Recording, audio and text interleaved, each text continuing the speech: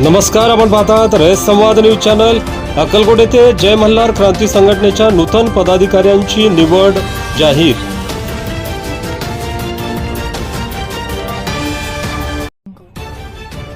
अक्कलकोट येथे जय मल्हार क्रांती संघटनेच्या नूतन पदाधिकाऱ्यांची निवड करण्यात आली।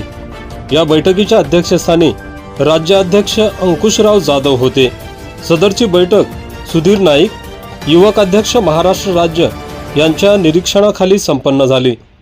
यावेळी राज्य सचिव उमेश मंडले, कार्याध्यक्ष मोतीराम बोडरे आदींची प्रमुख उपस्थिती होती।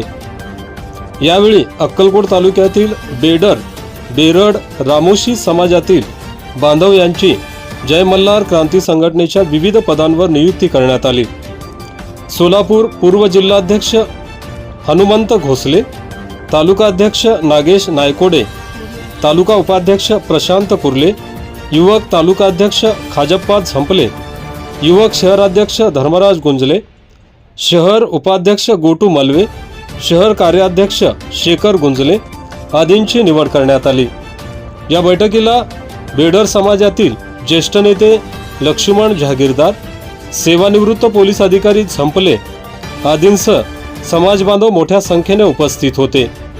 सर्व नूतन पदाधिकारी यांचा जय मल्हार क्रांती संघटनेचे संस्थापक अध्यक्ष दौलतनाना शितोळे यांनी फोनवरून शुभेच्छा दिल्या।